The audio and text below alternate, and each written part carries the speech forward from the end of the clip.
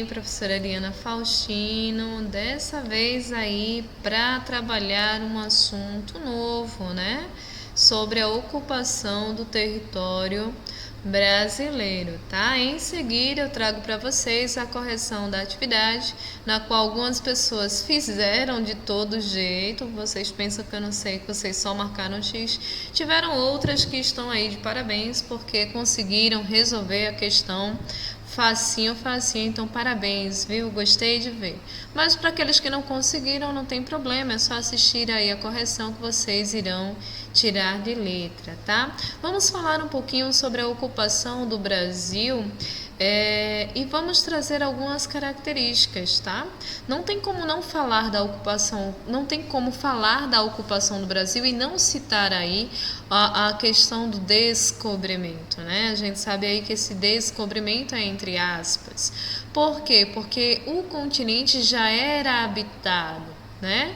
Quando eu trago aqui a charge ou de casa, tem gente, né? Mas essas pessoas aqui não levaram em consideração essa questão. Então, o Brasil do século XV vai ser um Brasil aí das grandes navegações, onde os países europeus corriam em questão do mercantilismo, enriquecer através da extração do ouro, da prata ou de outra especiaria que trouxesse muita riqueza, aos cofres de suas nações. E quando os portugueses chegam aí ao Brasil, eles vão encontrar muitos índios, habitantes que já ocupavam essas terras, tá certo? Então o Brasil do século XV ele está muito pautado na questão aí do índio. Mas professor, e como fica aí a questão do índio no Brasil? Vejam só, em todo o continente americano, existia aí cerca de 50 milhões de nativos indígenas de diferentes etnias, tá? Porque não existiam só os índios que haviam aqui no Brasil. Porque hoje existem índios, mas aí já aculturados, são poucas as tribos que mantêm, preservam a sua cultura e tradição. Tá? Haviam cerca de 50 milhões em todo o continente americano, certo? E desses 50 milhões, alguns estudiosos chegam a dizer que no Brasil havia cerca de 1 a 10 milhões de nativos indígenas, certo? E isso é muita gente, para que os europeus, ao chegar aqui, tanto espanhóis como portugueses e outros, chegar aqui e simplesmente se sentirem donos daquela terra, como se você estivesse na sua casa e você fosse literalmente assaltado e ainda lhe fizessem de escravos. A ideia é basicamente essa. Tá? Então, quando eles chegam aqui, a princípio como amigos, e só depois tentam utilizar a mão de obra indígena ao seu favor. Tá? Então a ideia era basicamente essa.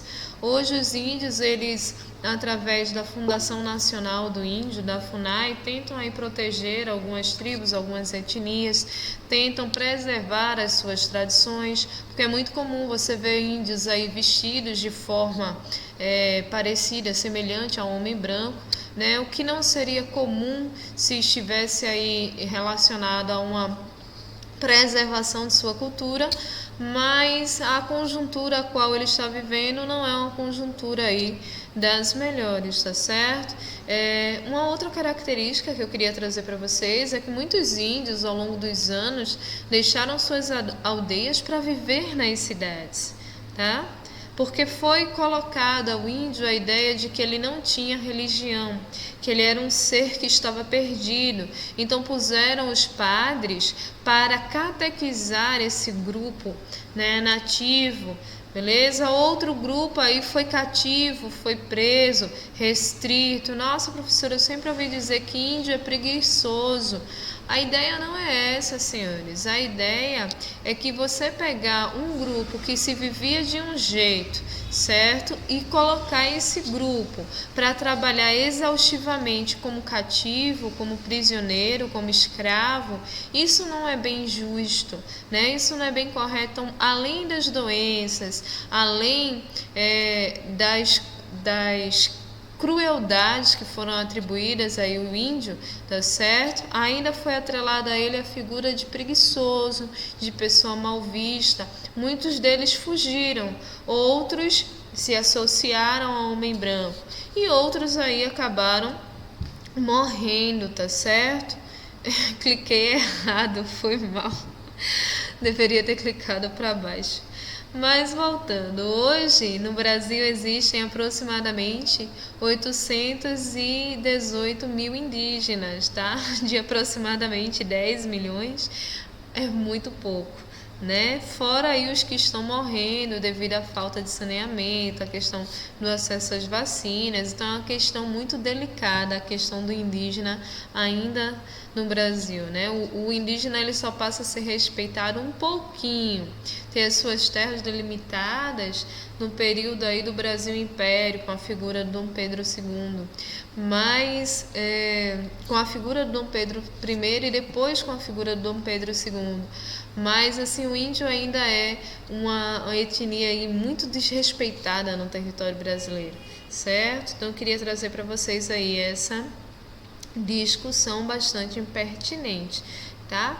Mas como aí a gente fala de ocupação do território brasileiro, a gente já viu o povo que habitava, já viu a quantidade que tinha, não tem assim como falar de ocupação sem falar sobre economia, porque a economia é o que vai mover a ocupação do território brasileiro e de qualquer outro território, tá? Seja ele através do extrativismo, da extração do ouro e da prata, como a Espanha fez aí por todo o subcontinente da América do Sul e Central, tá certo? Seja ele aí por atividades trazidas por próprios europeus para a nação. Tá? Então, a primeira atividade econômica que o Brasil vai possuir, lá o Brasil do século XV, posteriormente século XVI, vai ser a extração do pau-brasil. Em seguida vai ser o quê? A cana-de-açúcar, que é quando eles dividem aqui no século XVI o Brasil em 15 capitanias hereditárias, tá? E essa divisão, para que não perdesse o território, porque a ideia era essa, o Brasil estava sendo ameaçado de ser invadido por franceses que já estavam rondando o território há um tempo. Com medo de perder esse território para os franceses, os portugueses dividiram as terras brasileiras em 15 capitanias hereditárias, dando aí cada uma dessas capitanias a uma pessoa chamada de donatário. Esse donatário tinha a missão de proteger militarmente, ou seja, impedir que a França ou qualquer outra nação tomasse as terras de Portugal, tá certo? As terras brasileiras de Portugal, e também tinham aí a missão de desenvolver, gerar lucro para a metrópole Portugal na época. Então, o lucro ele só se dá através de uma atividade econômica que foi trazida através de Martim Afonso de Souza, as mudas de cana-de-açúcar, que era o famoso ouro branco lá na Europa. Lembram lá da especiaria vendida muito cara para enriquecer a nação? Pronto, era basicamente isso. Mas além do pau-brasil, além da cana-de-açúcar, a pecuária também foi bastante utilizada, porque como naquela época não tinha uma outra forma de transporte, o gado era usado também como transporte, através dos carros de bois e tal, tá certo? Aqui nós vamos ter a pecuária, tá? E sobre a pecuária, uma coisa bem interessante, porque a pecuária ela vai dar origem a algumas cidades interioranas, principalmente no nosso Pernambuco, que foi aí um estado muito importante na produção de cana-de-açúcar para Portugal. Tá? A cana-de-açúcar era plantada aqui no nosso litoral juntamente com o gado, só que aí tinha uma confusão danada, porque o gado comia cana-de-açúcar. Então, a cana-de-açúcar, que era o maior recurso da época, né, fixou-se e ficou aqui no litoral. Já o gado teve que se mudar. Então o gado foi seguir em direção ao interior, formando cidades como Bezerros, Caruaru, Garanhuns, entre outras, tá certo? Então vejam que interessante, a história de algumas formações de cidades nossas pernambucanas está atrelada à presença da pecuária, à presença aí do gado. Tá? Já as cidades que ficavam aqui no litoral, Igaraçu, Itamaracá, Olinda, Recife, Salvador e tal, essas cidades, elas abrigavam aí de maneira muito forte a produtividade da cana-de-açúcar no século XVI, tá bom? Aqui nós temos outras informações ainda nesse primeiro mapinha, que essas terras bem rosinhas aqui, vejam, elas correspondiam ao território espanhol. O Brasil, os portugueses, com o passar do tempo, foram invadindo as terras espanholas para que o Brasil tivesse o formato que tem hoje, tá certo?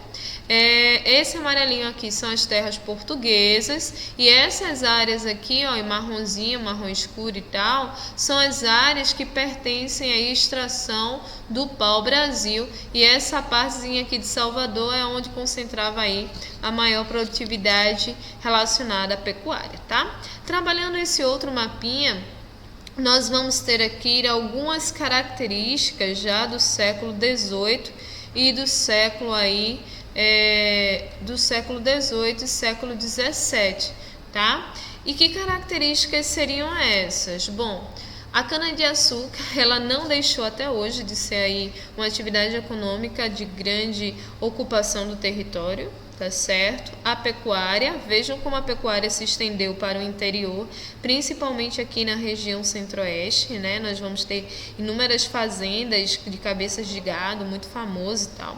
Nós vamos ter a mineração já nessa época, a descoberta de Minas Gerais, enfim, o ouro que Portugal tanto queria foi descoberto nessas regiões, aqui em laranja mais escuro, tá certo? As famosas drogas do sertão, que não é no sertão. Hoje nós sabemos que o sertão fica no Nordeste, tá? Mas naquela época eles chamavam de sertão as áreas longínquas, distantes das regiões dos portos, que é justamente aqui o território onde fica aí a Amazônia, tá? O açaí, o cacau, todas essas são drogas aí do sertão encontradas nessa região. Vários aí cocos para extração de óleo e etc. E uma outra atividade que vai ser extremamente importante vai ser o algodão. Né? O algodão ele vai ser extremamente importante, tanto aqui para Pernambuco como a Paraíba. Inclusive hoje em Campina Grande, né, tem um museu do algodão e a Paraíba aí é referência na produção de algodão orgânicos e sintéticos e tal. E essas daí vão ser as atividades que vão espalhar, ó, vão expandir o território do Brasil. Vejam que no século XVI era apenas esse pedacinho. Século XVIII, 200 anos depois, vejam qual território os portugueses conseguiram avançar, né? Porque o objetivo deles sempre foi encontrar ouro e prata, então eles precisavam explorar o máximo de território aí. Professora, eu tô vendo que tem uns tracinhos pretos e tal. Isso aqui foram as vias, tá, construídas para interligar e distribuir esses produtos, porque os produtos vinham daqui, por exemplo, e seguiam até o porto de Salvador. Tá? Os portos de Salvador, do Rio de Janeiro, de São Paulo, né, do Recife, porque o único meio de transporte era os navios, beleza? Então os produtos tinham que vir pelas rodovias, tá? Até chegar às regiões dos portos e de lá serem enviadas à Europa, ok? Vamos lá, vamos dar continuidade. Um outro produto aí extremamente importante no século XIX, século aí, posterior, tá? Dá licença que eu vou tomar aqui um golinho. É o café. O cafezinho, né? O café brasileiro. O café brasileiro tá entre as prateleiras aí mundial como sendo um dos produtos de alta qualidade, é claro. Tá certo? E exportado. E o café foi um produto que trouxe uma alta lucratividade aí para o Brasil do século XIX, né? Tanto é que o cafezinho nessa época gerou os famosos barões do café. No período da cana-de-açúcar tinha aí o senhor de engenho, que era a pessoa mais importante porque gerava uma economia muito grande. Vão ter aí os coronéis do algodão e também da cana-de-açúcar, e vão ter os barões do café, que vai ser um grupo aí ainda mais elitizado, porque eles vão concentrar uma riqueza maior. Consequentemente, eles vão aí fazer parte da organização política do Brasil, tá certo? O café, que não é um produto nosso, é um produto que vem aí da Etiópia, na região africana, tá? E ele foi bem interessante, que ele foi descoberto de maneira assim bem acidental por um pastor de ovelhas. Ele geralmente levava as ovelhas para pastar em determinada área, e as ovelhas comiam as frutinhas vermelhas e tal. E quando as ovelhas comiam essas frutinhas vermelhas, elas ficavam com muita energia, né? Elas ficavam assim muito agitadas e tal, parecendo vocês em sala de aula. É normal, sem precisar tomar café, basicamente o que as ovelhas pareciam naquela época.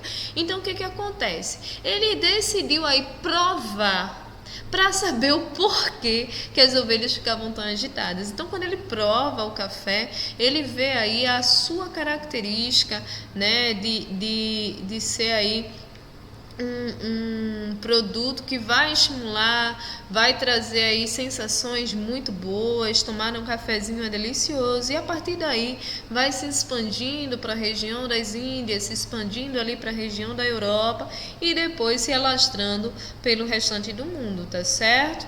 Foi introduzido na Europa na metade do século XVIII. Ele é descoberto mais ou menos no século XVI, por aí, tá? No Brasil, as primeiras mudas de café foram trazidas pelo português Francisco de Melo Palha. Vocês lembram lá das drogas do sertão? Pronto. No Brasil, as primeiras mudas de café foram para a região do Pará, por incrível que pareça. Mas o maior produtor foi a região de São Paulo, né? A região de São Paulo do Rio, porque lá eles possuíam uma terra chamada Terra Roxa, que vai concentrar aí várias características essenciais para a produtividade da plantinha do café, o que fez com que o estado fosse o maior produtor de café ainda hoje do território brasileiro, tá certo? Agora vamos lá, a organização espacial do território brasileiro na atualidade. A gente falou aí do passado, chegamos até o século XIX, agora estamos aqui no século 21, tá? Então aqui a gente já vai ter algo muito mais mecanizado, muito mais industrial. A agropecuária comercial, que é essa área aqui, ó, eu tenho uma alta produtividade de produtos, principalmente aí da soja. A soja vai ser aí o produto que vai estar em número 1 em exportação no território brasileiro, tá? Ou seja, a galera planta aqui, cria para vender para fora. A agropecuária comercial. A produtividade todinha aqui é para vender para fora, para o exterior, tá? Tanto é que o Brasil é um país agroexportador. A laranjinha aqui, agropecuária de alto consumo, a galera aqui produz muito, né? Cria demais, tanto caprinos como bovinos e tal, mas para o próprio consumo nosso e do Brasil como um todo, tá? Em maior quantidade, porque existem também, é claro, as exceções que vendem aí para fora, tá certo? Já aqui a região roxinha, essa região roxinha, ela corresponde ao comércio muito diversificado. O comércio na região de São Paulo é muito forte, Rio de Janeiro também, tá? Muito forte. Belo Horizonte vai ser aí extremamente forte nessas áreas, beleza? A indústria especializada, né? A indústria especializada de eletrônicos e tal, muito consequentemente está aqui nessa região.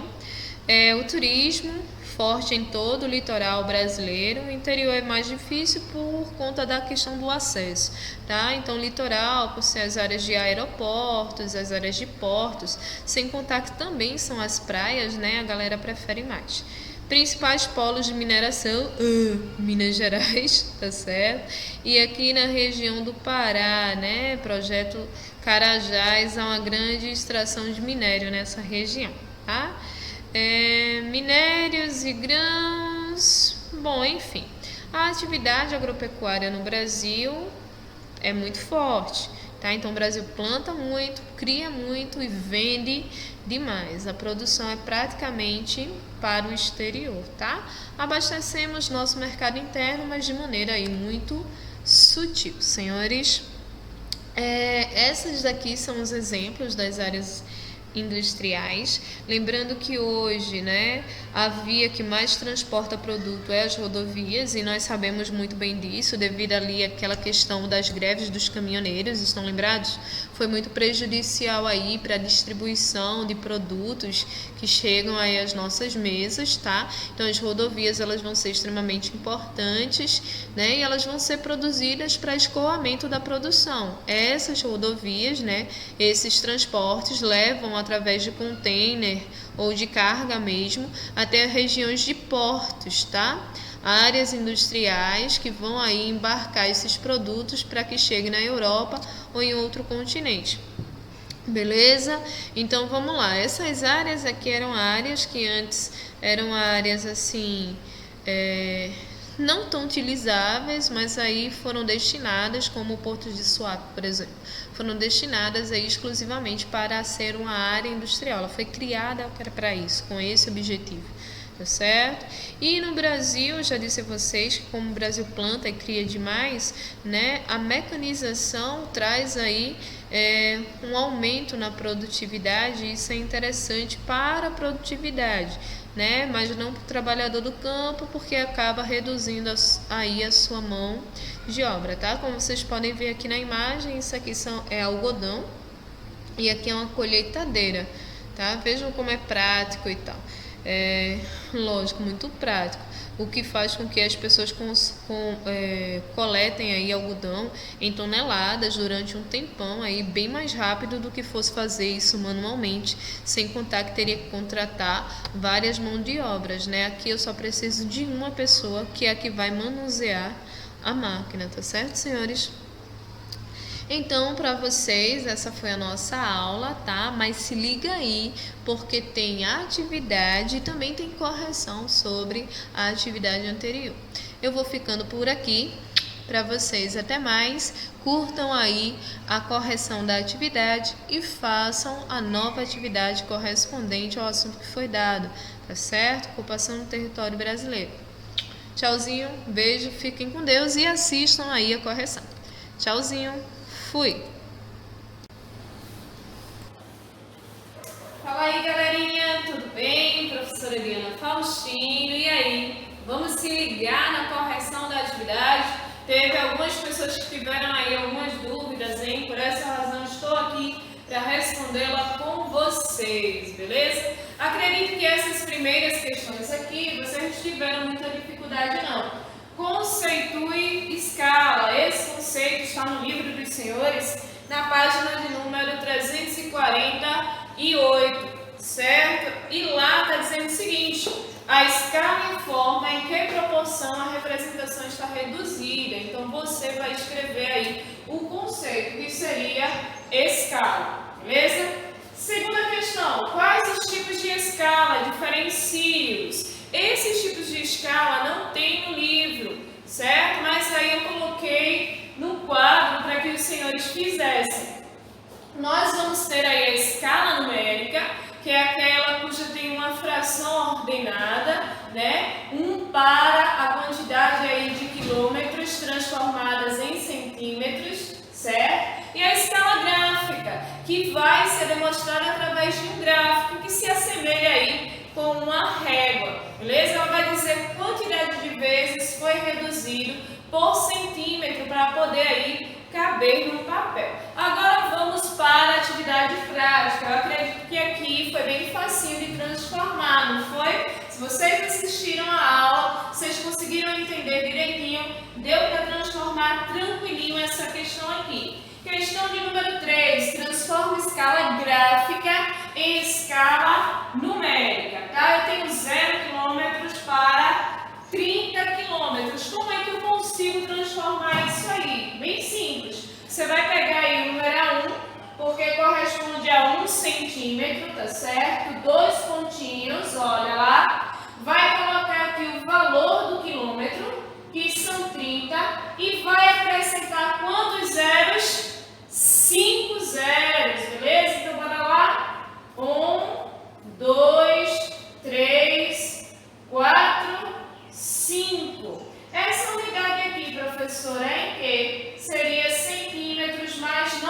precisa colocar, beleza? A mesma coisa vai seguir para essas outras questõezinhas aqui, ó. Se eu tenho zeros, aqui significa 1 centímetro, 1 centímetro e 1 centímetro, beleza? Vai ser na mesma lógica, ó. 1 para, aí aqui vem 300, beleza? Aí agora vem quantos zeros? 5. Ok? Esses zeros todinho, professora, está correto? Sim, está correto, tá? Não precisa colocar a unidade de centímetro, não. Aqui, a mesma coisa, 1 para 45. Acrescenta quantos zeros? 5, beleza? E assim sucessivamente. Aqui a mesma coisa, independentemente do valor que tiver, tá? A transformação, ela é aí bem simples.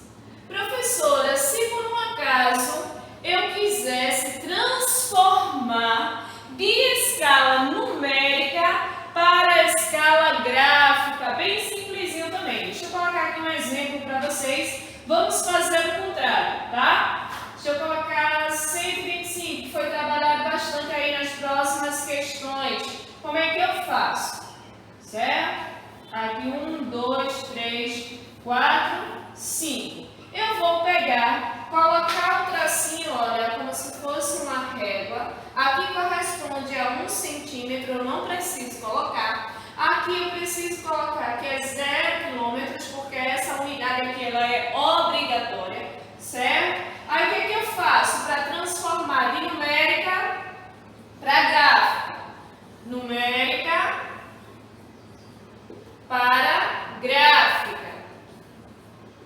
Eu apenas venho aqui e coloco, ó, centímetro, decímetro, metro, decâmetro, hectômetro e aqui tem quem? Quilômetros, tá? 25 quilômetros. Facinho, dessa mesma forma. Façam isso aqui para ver se não vai dar esse resultado, ó. Centímetro, decímetro, metro, decâmetro, hectômetro, quilômetro e assim sucessivamente, tá certo? Então eu consigo transformar ela de numérica para gráfica e de gráfica para numérica, belezinha? Agora vamos resolver os dois últimos probleminhas que eu fiz aí para vocês e algumas pessoas tiveram algumas pequenas dúvidas. Vamos lá?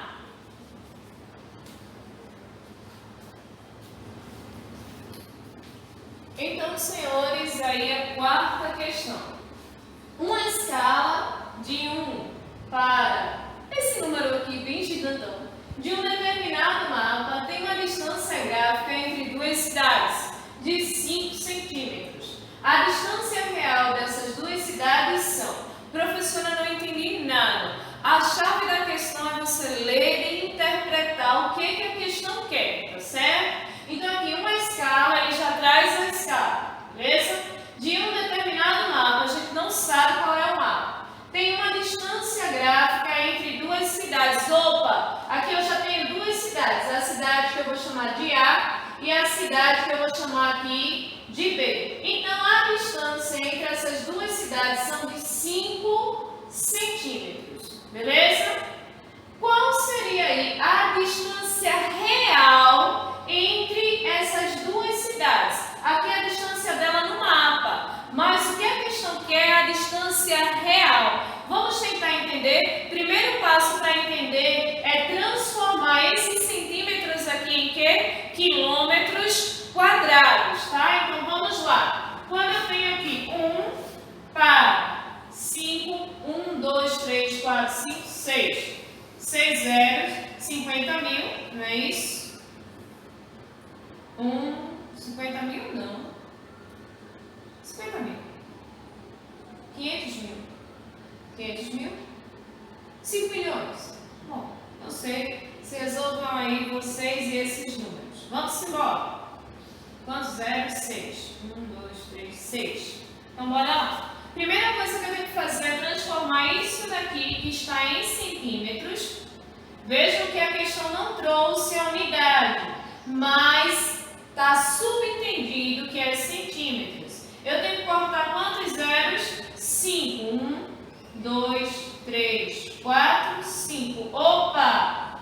Achei os quilômetros. Então, a cada 1 centímetros, a distância real dessas cidades é quanto? 50 quilômetros. Se aqui tem 5 centímetros, o que é que eu vou fazer? Bem simples. Eu vou apenas pegar esses 50 quilômetros e vou multiplicar pela quantidade de quê? Centímetros, beleza? Ótimo. 5 vezes 5, 25, não é isso? Mas aqui não tem o zero, é só descer. 250 é o quê? km, quilômetros. Vamos ver se tem aí esse resultado. Primeira questão eliminada, segunda questão eliminada, terceira, aqui ó, a letra D seria a alternativa correta. Beleza?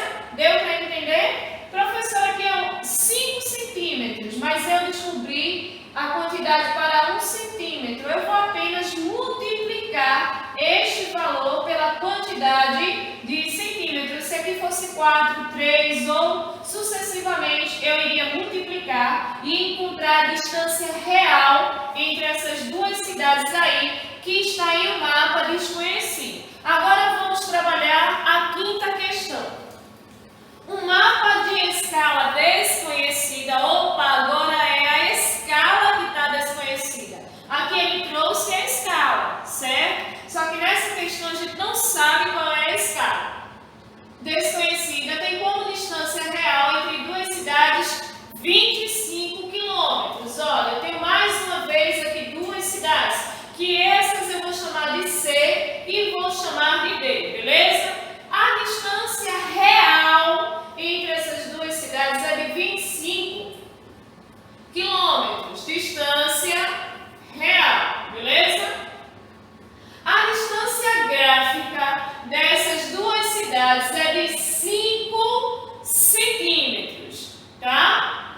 De acordo com esses dados, a escala do mapa é, professora, e agora? O que é que ele quer? Ele quer a escala que está desconhecida. E como é que a gente vai transformar isso daqui? Eu já tenho um número real, certo? E eu tenho um número, a distância no mapa. O que é que eu vou fazer? Tá? Eu vou aqui transformar mais uma vez. Não são 5 centímetros. A distância real não é 25. Se aqui eu usei a multiplicação para encontrar a distância real, para encontrar a escala eu vou utilizar o contrário. E que contrário seria esse? Seria justamente a divisão. Então, vou pegar aqui, olha, esse valor. Irei dividir por quanto? Por 5, beleza? Que vai dar quanto? Muito bem, 5 km. Tá? Eu fiz aqui uma divisão. Professora, por quê? Porque a escala numérica é representada por 1 centímetro. Mas aqui eu tenho 5, então eu preciso dividir 25 por 5 centímetros para poder encontrar quanto vale 1 centímetro. E 1 centímetro vale quanto? 5 km, certo? Nessa lógica, está faltando o que na escala numérica? Os zeros. E eu acrescento quantos? 5. Então, bora lá. 1, 2, 3, 4, 5. Beleza? Encontraram a escala. Bem simples. Vejam que aí eu usei de duas operações da matemática. Tanto a multiplicação para encontrar a quarta questão, como a divisão para encontrar aí a quinta questão. Tem alguma alternativa igualzinha a essa? Sim, a letra B. Aí você vai lá e marca um xizinho. A questão todinha é só de interpretação. Lembrando que é sempre 1 centímetro. Beleza? E aí, deu para entender? Agora eu tenho certeza que vocês conseguem realizar qualquer questão relacionada